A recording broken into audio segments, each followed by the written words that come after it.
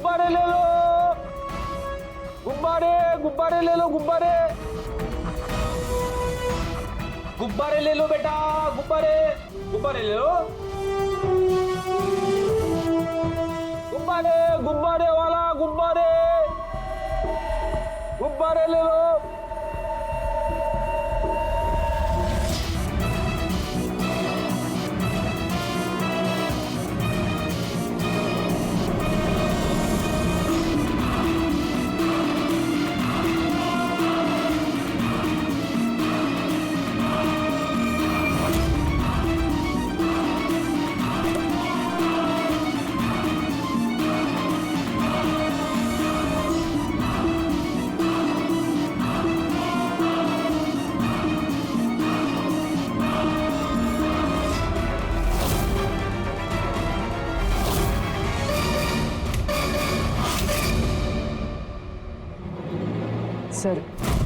Sir एक अंधा building की तरफ आ रहा है।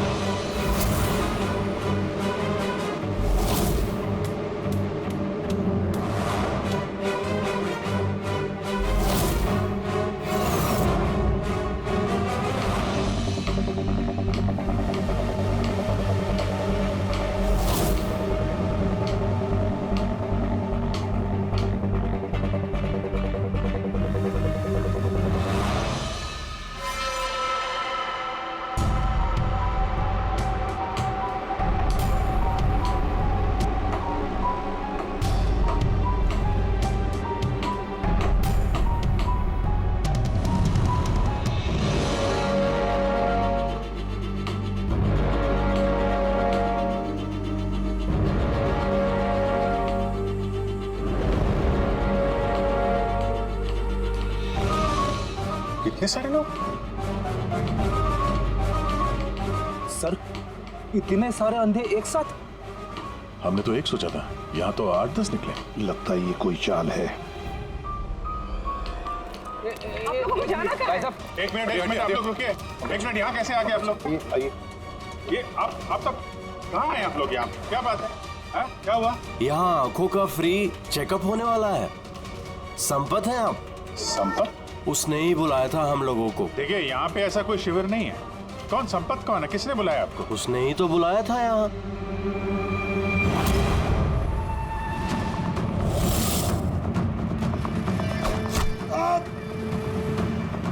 पंकज पंकज! पंकज क्या हुआ? पंकज वो रहा। पकड़ो उसे। छोड़ना नहीं।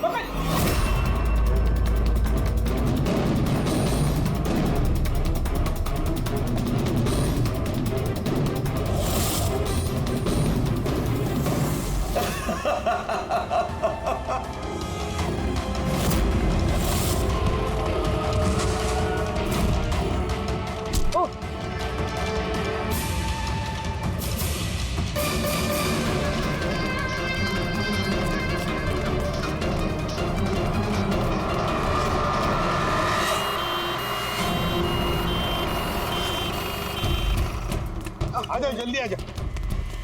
पंकज तुझे कुछ नहीं होगा। पंकज, इसे एम्बुलेंस में लेके चलो।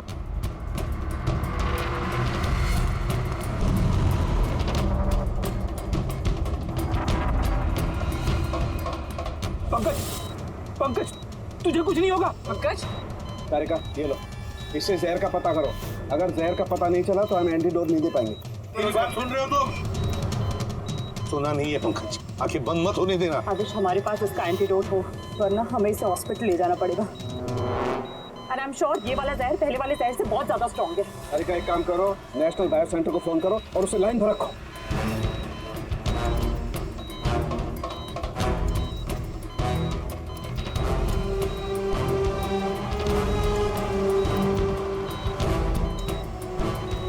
Pankaj, don't worry, Pankaj.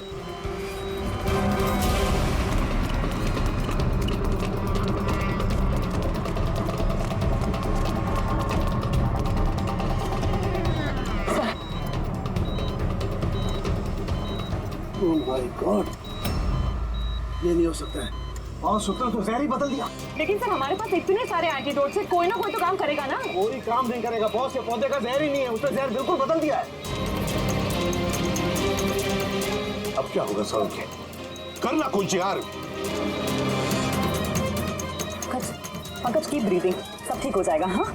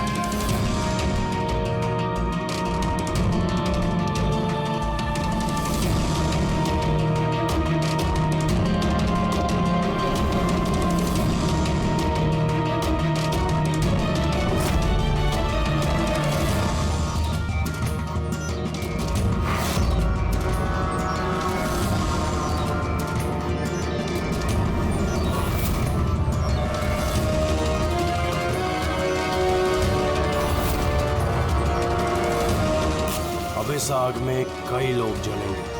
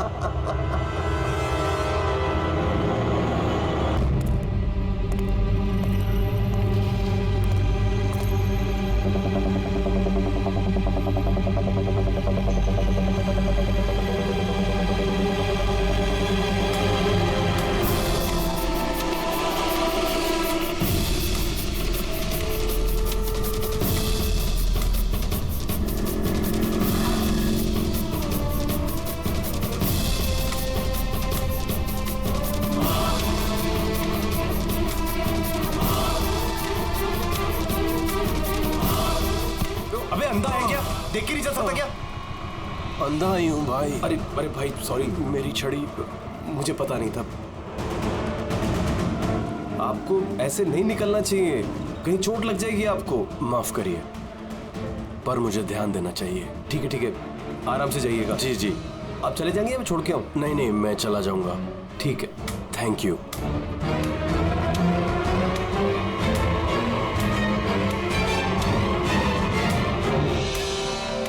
क्या हो गया यार, ये इतना दर्द क्यों हो रहा है?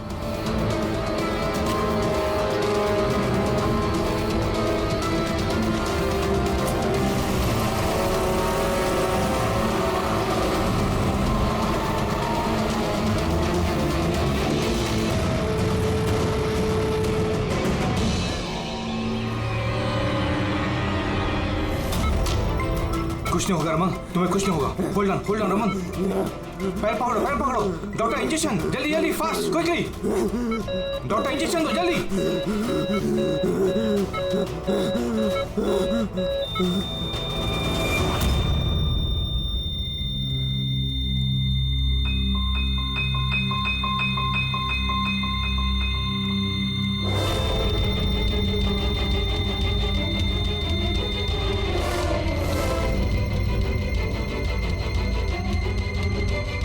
Oh my God.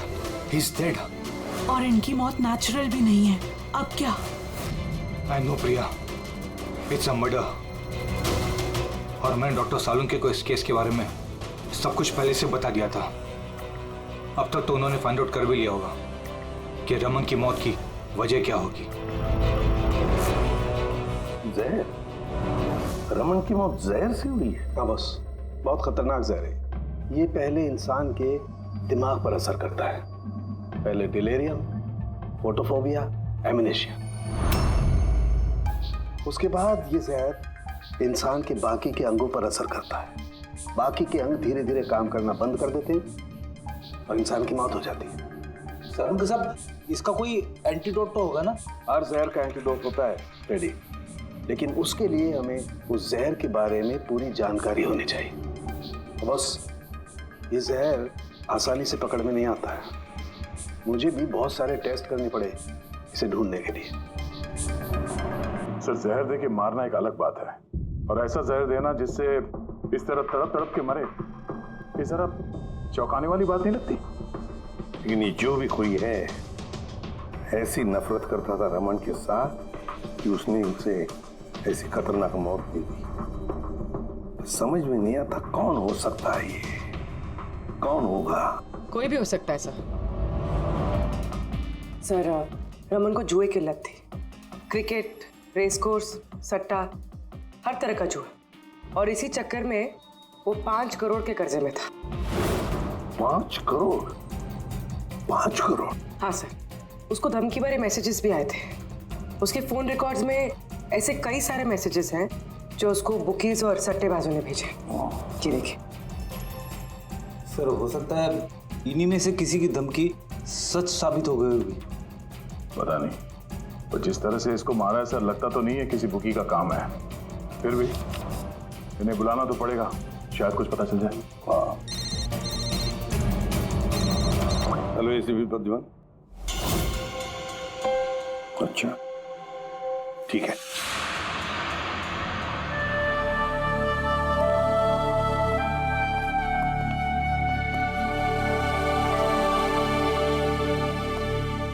आप रमन का चचेरा भाई हितेन। हितेन, किसी ने रमन का खून कर दिया है। क्या लगता है आपको, किसने किया होगा? मुझे नहीं पता सर। बुरे काम का बुरा नतीजा। एक ना एक दिन तो ये सब होना ही था सर। हम किसने किया, कैसे किया, ये तो नहीं पता सर। लेकिन इतने सारे लोगों से दुश्मनी, इतने सारे लोगों का कर्जा, उन्हीं में से किसी ने सर। अच्छा, आपके अलावा परिवार में इनका और कौन? माँ है इसकी, लेकिन हम वो कहाँ पर है ये मुझे नहीं पता।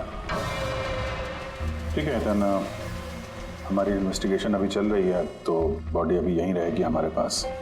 आप अपना कॉन्टैक्ट नंबर वहाँ लिखवा दीजिएगा, जरूरत पड़ेगी तो आपको तकलीफ देंगे। जी सर।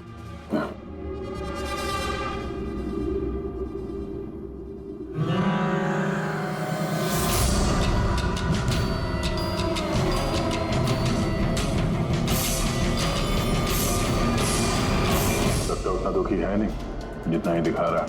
हाँ, बॉडी ले जाने की जल्दी नहीं थी, जैसे ही बोला जाओ तो निकल गया। कोई पूछताछ नहीं कब मिलेगी बॉडी। गड़बड़ है ये हितेन, बड़ी गड़बड़ है। ऐसे लग रहा था जिसे ये बात पक्की करने आया था कि रमन मरा है या नहीं। नजर रखो उस पर। रमन, रमन बेटा, रमन क्या हुआ बेटा? रमन, मैम, आप बेटा है मेरा रमन। माँ मैं इसकी वसुंधरा। बेटा क्या हुआ? मैं तो तेरा इंतजार करती रही कि तू आएगा और मुझे घर ले जाएगा एक दिन, पर तू तो इतना दूर चला गया बेटा। रमन, तो आप अपने बेटे रमन के साथ नहीं रहती थी? जी नहीं सर। आप? सर मेरा नाम मदन है। भगवान, मुझे क्यों बिठा रखा यहाँ पे? उठा लेता मुझे ही। संभालो अपने आप को। और कितना रोग इस नालायक के लिए। इसको अपनी करनी की सजा मिली है। नहीं बेटा, ऐसा मत कहो। चाहे जैसा भी था, बेटा था मेरा। क्यों, ऐसा क्या किया था इसने इनके साथ? इन्हें अपने ही घर से बाहर निकाल दिया, सड़क पर छोड़ दिया अकेले। ऐसा क्यों? बोला माँ बहुत कर्जा है, घर बेचना पड़ेगा और मेरा खर्चा भी नहीं उठा सकता, इसीलिए मुझे छोड़ दिया। और फिर क्या करती सर, ठीक से दिखाई नहीं देता, कहाँ जाती मैं, पड़ी रही फुटपाथ पे, भूखी प्यासी, बेघर बेसहारा। फिर शायद भगवान को दया आ गई और उसने उस फरिश्ते को भेज दिया। उसका चेहरा तो नहीं देखा मैंने, लेकिन उसने मुझे अपने साथ चलने के लिए कहा और मैं चली गई। एक बड़ा आदमी मुझे इसके पास ले गया। सर, दरअसल मेरी एक संस्था है, संयुक्त वृद्धाश्रम। हम वहाँ पर कोशिश करते हैं कि इन जैसे बुजुर्गों को घर जैसा प्यार और सम्मान मिल सके। माँ जी मुझे वृद्धाश्रम के गेट पर मिली थी एक चिट्ठी के साथ, जिसमें लिखा था कि इनका ख्याल रखना। बस उसी दिन से संयुक्त वृद्धाश्रम इनका घर बन गया। आज सुबह लैंडलाइन पे फोन आया कि इनके बेटे की मौत हो गई है। बस इनसे रहा ही नहीं गया। माँ है ना। मेरी आपसे विनती है, इसके कातिलों को छोड़ना मत सर, जरूर सजा दिलवाना सर, जरूर सजा दिलवाना। देखिए माँ जी, मैं आपसे वादा करता हूँ, हम रमन के कातिल को नहीं छोड़ेंगे, उसे कड़ी से कड़ी सजा दिलवाएंगे। आप प्लीज चिंता मत कीजिए। थोड़ा ख्याल रखिए अपना। मदन, इनका ख्याल रखना। और एक बात, किसी भी चीज की आप लोगों को जरूरत पड़े तो हमें जरूर याद करना। कमाल है। तारिका, हॉस्पिटल के डॉक्टर्स की रिपोर्ट के हिसाब से इसकी जांघ पर ये जो निशान है ना, ये या तो किसी एलर्जी का है या फिर किसी जहरीले कीड़े मकोड़े के डंक का निशान है।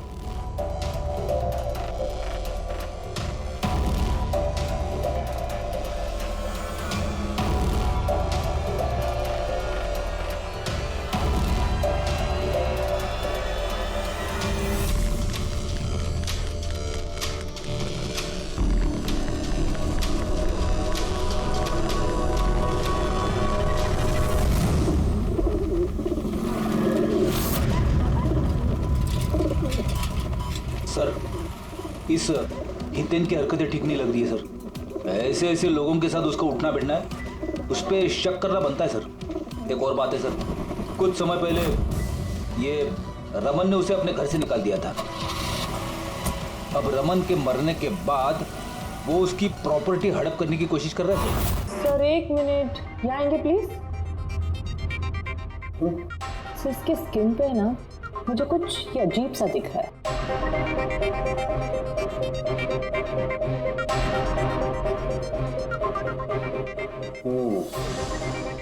तारिका, ये जो अजीब सी चीज है ना, दरअसल ये पैराफिन है। पैराफिन? मोम। अरे तो इसका मतलब वो जहर इसके थाई में नहीं इंजेक्ट किया गया? किया गया। वो जहर इसकी थाई में ही इंजेक्ट किया। तो फिर मोम कहाँ से आया? मोम कहाँ से आया? तारिका, यहाँ से खूनी ने जहर इंजेक्ट किया। दरअसल ये जहर मोम से, पैराफिन से कोटेड था, इसीलिए इसकी इस चमड़ी पर भी और इसके खून में भी हमें पैराफिन मिला है। क्योंकि खूनी नहीं चाहता था कि ये जहर तुरंत इसके शरीर में जाकर के असर दिखाए, इसलिए उसने इसे कोट कर दिया। और ये जो जहर है, इसको माइंड, ये एक बायो पॉइजन है, जैविक जहर।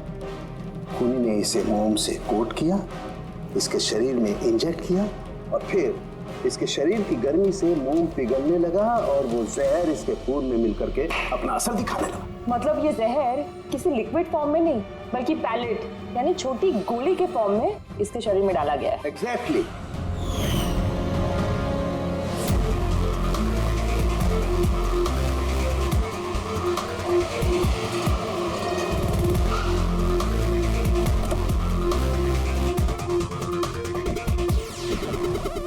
ये है वो कंस्ट्रक्शन साइट जहाँ पे रमन इंजीनियर था। उसके कोलीग बता रहे थे कि यहाँ से निकलने के बाद उसको कुछ पैर में तकलीफ हुई है।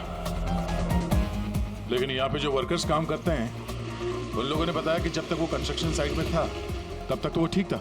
इसका मतलब जो भी हुआ कंस्ट्रक्शन साइट से बाहर आने के बाद हुआ, तो यहीं पे हुआ होगा। यहाँ पे तो आसपास पता करते हैं, शायद किसी ने कुछ देखा हो। सर आप लोग चलिए, मैं जरा चाय पी के आता हूँ। मतलब चाय वाले से पूछ के आता हूँ कुछ देखा है क्या। अभिजीत, ये बच्ची कंस्ट्रक्शन साइट के सामने अखबार बेच रही है, पूछते हैं उससे।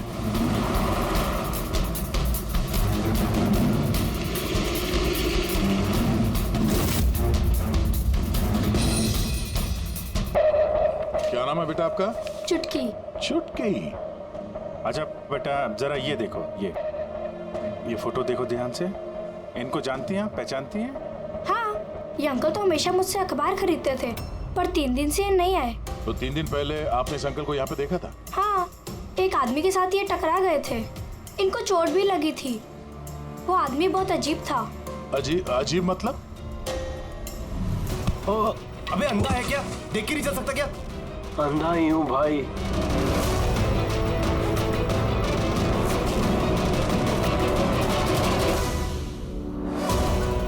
तो क्या हो गया यार, दर्द क्यों हो रहा?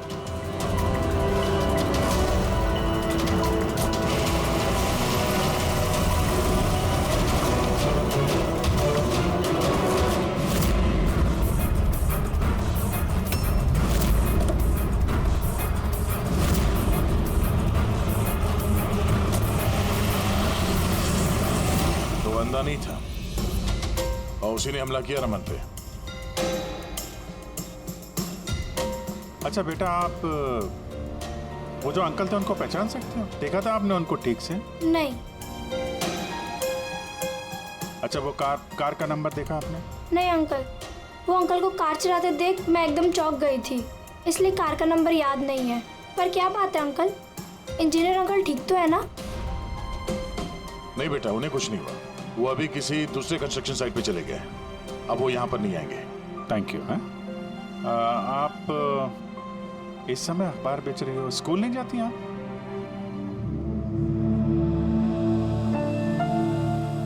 क्या बात है, हैं? स्कूल तो जाना चाहिए। आप कितनी इंटेलिजेंट लड़की हो। एक्चुअली हर बच्चे को स्कूल जाना चाहिए और आपको भी जाना चाहिए। पर स्कूल जाने के लिए बहुत सारे पैसे चाहिए ना अंकल, मेरे पास पैसे नहीं है। बेटा अगर आपको पैसे ना देना पड़े तो आप स्कूल जाएंगी? हाँ अंकल जरूर जाऊंगी, मुझे पढ़ना है।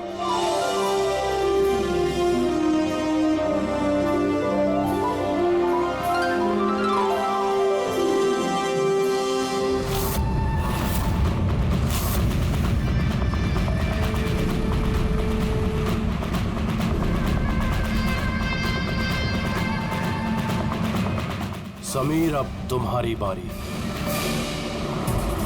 हाँ बोलो। हाँ यार, तुम्हें एक बार में समझ में नहीं आता है। देखो मैंने तुम्हें पहले भी कह दिया है कि तुम कुछ भी कर लो, मैं इस खंडहर के लिए एक कौड़ी भी खर्च नहीं करने वाला।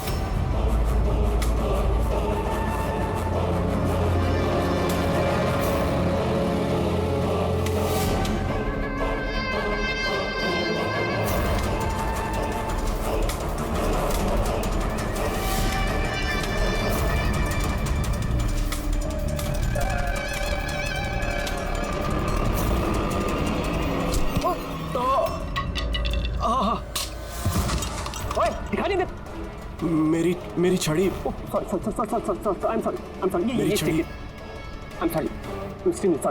अब आपको कहीं लगी तो नहीं? आप ठीक है ना? मैं आपको कहीं ड्रॉप कर दूं? नहीं, मैं ठीक हूँ, मैं चला जाऊंगा। आप ठीक है ना? नहीं, I'm okay। आप संभाल के जाइए। हाँ जी, आप संभाल के जाइए। Okay, thank you.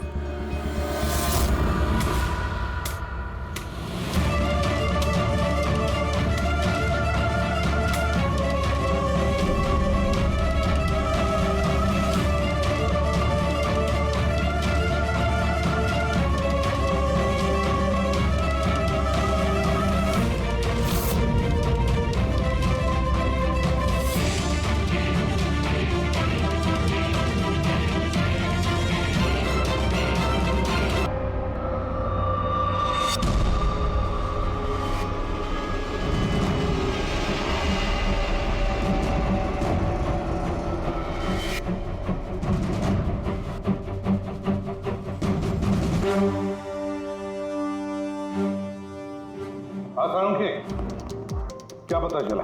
बस इस आदमी को जो जहर दिया गया ना वो भी किसी पौधे से ही बनाया गया है। क्या? ये भी किसी पौधे से?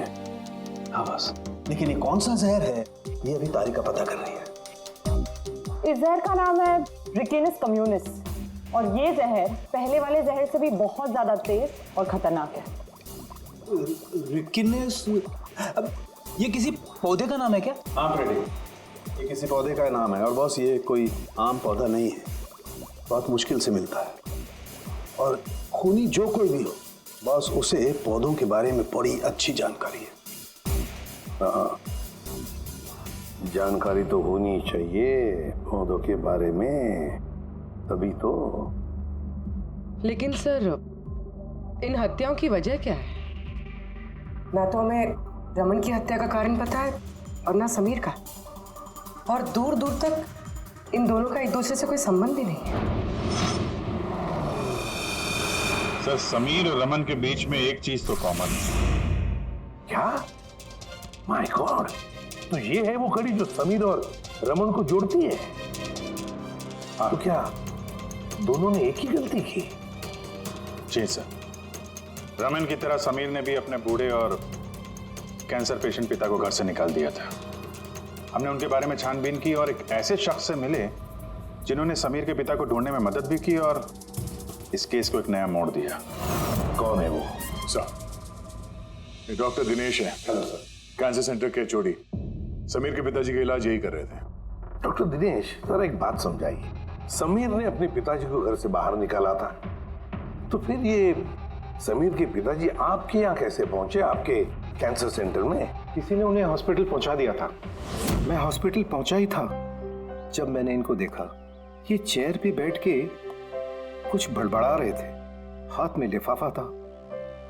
मैंने पूछा कि कौन है, लेकिन इनको कुछ याद नहीं था। मैंने उनके हाथ से लिफाफा लिया। पैसों के अलावा उसमें एक चिट्ठी भी थी। उसमें लिखा था कि इनको कैंसर है और हम इनको अपने यहाँ एडमिट करके इलाज शुरू करें।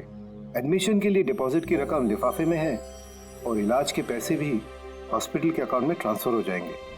उनकी उम्र और हालत को देखकर मैंने उनको एडमिट तो कर लिया, पर मुझे चिंता थी अगर पैसे ना मिले तो। लेकिन भगवान का शुक्र है, अगले ही दिन इलाज के पूरे पैसे 10 लाख रुपए हॉस्पिटल के अकाउंट में ट्रांसफर हो गए थे। 10 लाख रुपए? किसने ट्रांसफर किए? सर 100% खूनी ने दिए होंगे। सर बैंक डिटेल से पता चल जाएगा। पता चल गया, एक्चुअली पैसे समीर की वाइफ रत्ना ने दिए थे सर। ये सब मेरी गलती है सर। मेरी वजह से समीर की जान चली गई। मैंने ही उसे उकसाया था। पिताजी की देखभाल में काफी प्रॉब्लम हो रही थी और सारी प्रॉपर्टी और सब हमारे नाम पर हो ही चुका था, तो मैंने ही समीर को कह के पिताजी को घर से निकलवा दिया। शर्म नहीं आती तुम्हें? समीर के पिता तुम्हारे भी पिता समान थे, उनको ही घर से निकाल दिया।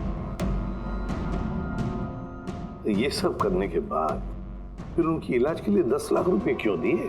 मुझे किसी ने धमकी दी थी सर कि अगर पिताजी के इलाज के लिए 10 लाख रुपए नहीं दिए तो वो समीर को और मुझे मार देंगे। सर मैंने उन्हें 10 लाख रुपए दे दिए, फिर भी उन्होंने समीर को मार दिया और अभी भी कहा है कि अगर हर महीने पिताजी के इलाज के लिए 50,000 रुपए नहीं दिए तो वो मुझे भी मार देंगे। किसी पे शक है तुम्हें? नहीं। उसके बारे में कुछ याद है? उसकी आवाज, उसका लहजा, कुछ भी? कुछ भी याद नहीं। सर प्लीज मुझे बचा लीजिए। सर मैं मरना नहीं चाहती। सर मैं पिताजी को घर ले आऊंगी, मैं अपने उनकी पूरी देखभाल करूंगी, पूरी कोई तकलीफ नहीं होगी। सर आप प्लीज मुझे बचा लीजिए। घबराओ मत। सर प्लीज मुझे बचा। कुछ नहीं होने देंगे तुम्हें हम। तो भी जिस नंबर से इसे धमकी भरे कॉल आते थे, वो नंबर ले लो और पता करो कहाँ का है। आप चलिए।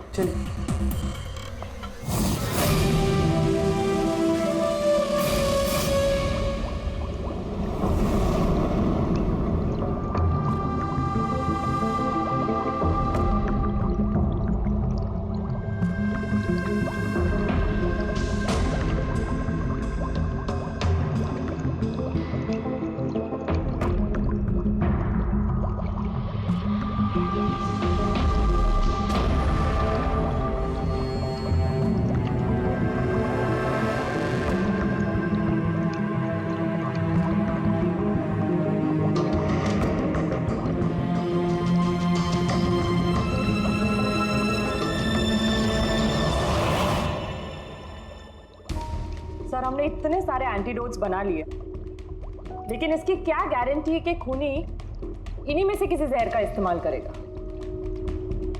अब कुछ भी हो जाए, हम खूनी का दिमाग तो नहीं पढ़ सकते ना।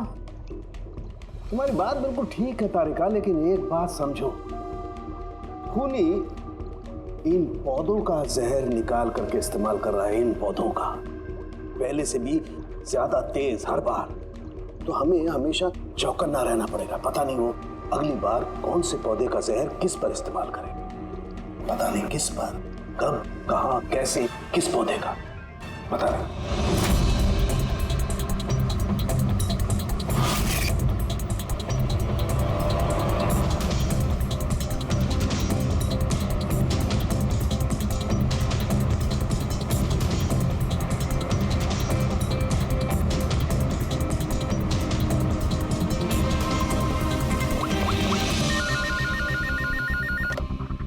हेलो। हाँ पूर्वी बताओ। सर वो फोन बूथ जहाँ से कातिल ने रत्ना को धमकी भरे कॉल्स किए थे, वो ये भाईंदर रेलवे स्टेशन के पास। Bhayandar railway station? वहाँ तो बहुत भीड़ भाड़ रहती है। जाहिर सी बात है उसने ब्लाइंड मैन के भेस में तो किया नहीं होगा।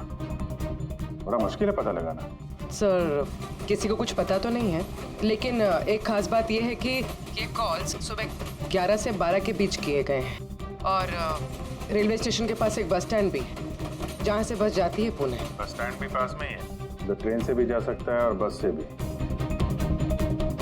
चलो कोई बात नहीं, देखते हैं। भाईंदर, इसका मतलब कि खूनी मुंबई से ही है और सिर्फ समीर का खून करने के लिए पुणे गया था। तो पुणे वो ट्रेन से गया होगा या फिर बस से या फिर कोई प्राइवेट गाड़ी या फिर खुद की गाड़ी से।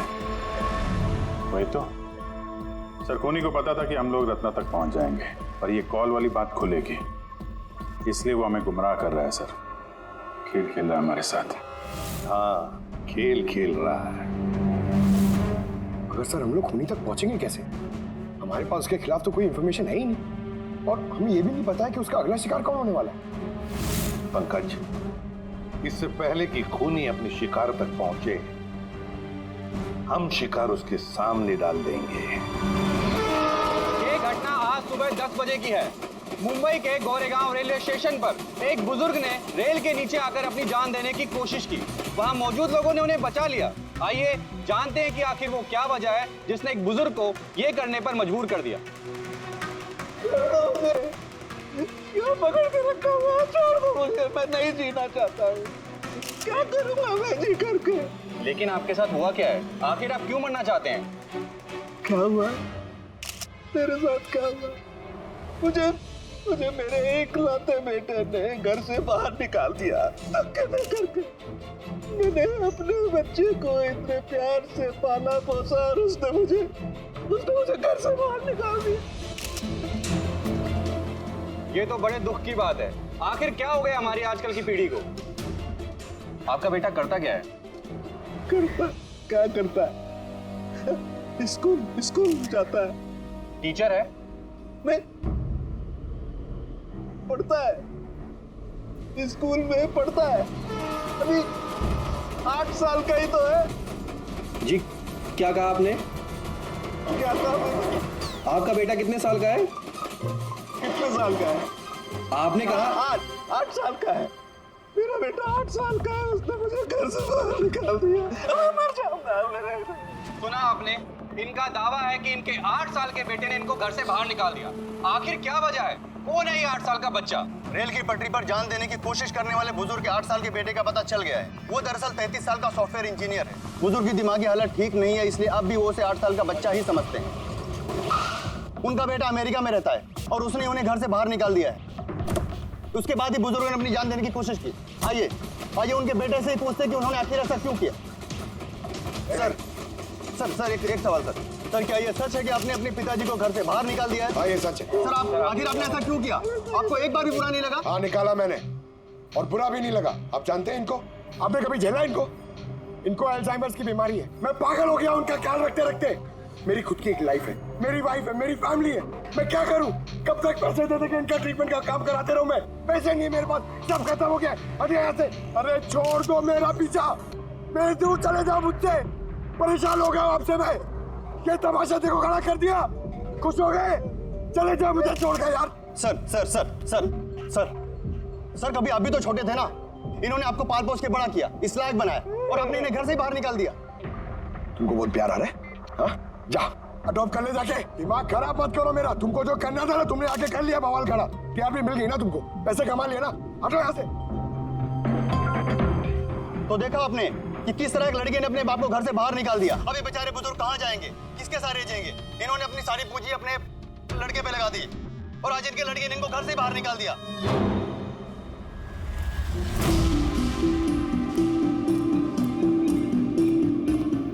बड़े बच्चे गुब्बारे गुब्बारे ले लो जल्दी। गुब्बारे वाला गुब्बारे ले लो। अरे बेटा गुब्बारे गुब्बारे गुब्बारे ले लो।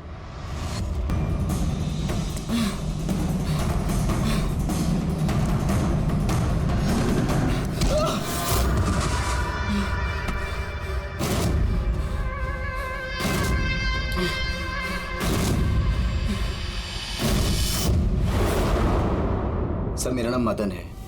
तुमने क्या ये सब? क्यों पड़े हो मेरे पीछे? मैंने जो किया सही किया। लोगों की जान लेना सही है? मैंने सिर्फ बुरे लोगों को सजा दी है सर। जो लोग अपने माँ बाप का ख्याल नहीं रखते ना, उनको इस दुनिया में जीने का कोई हक नहीं होता। जब मेरी माँ की मौत हुई थी तो मेरी दुनिया उछल गई थी। उसी वक्त मैंने इस संयुक्त वृद्धाश्रम की शुरुआत की थी।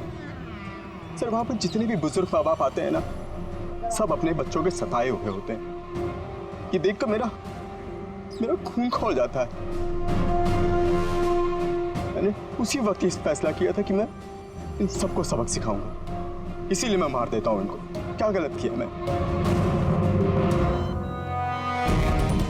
सर कुछ करो सर। कुछ नहीं कर सकते जब तक उस जहर का कंपोजिशन नहीं पता लगेगा फ्रेडी। हम कुछ भी नहीं कर सकते। अगर इसे गलत एंटीडोट दे दिया तो ज्यादा खतरनाक होगा यार। सर पंकज की हालत तो बिगड़ती जा रही है। सर पल्स गिर रही है, हॉस्पिटल ले जाना पड़ेगा। हॉस्पिटल जाके कुछ नहीं होगा। हमारे पास इतना वक्त नहीं है वहां जाकर टेस्ट करें। मुझे नाम चाहिए यार। पंकज हेलो। हाँ सर, हाँ सर पकड़ा गया। सर खूनी मदन है। हाँ जहर हम पता करते हैं। कभी पता नहीं चलेगा तुमको, कभी पता नहीं चलेगा तुम लोगों को। उसने भी पापा को सताया। मदन गाड़ी। नो मदन मदन मदन मदन एम्बुलेंस बुलाना पड़ेगा जल्दी। नहीं सर कोई फायदा नहीं है। मेरा काम हो गया है। नहीं मदन, मान लिया तुमने उन लोगों के साथ जो कुछ भी किया, मान लिया, लेकिन तुमने जिसे वो जहर चुबाया है वो बेगुनाह है, निर्दोष है, उसने कुछ नहीं किया। वो जहर कौन सा बताओ? हाँ BTX। सर उस जहर का नाम BTX है। सालुंखे, जहर का नाम है BTX।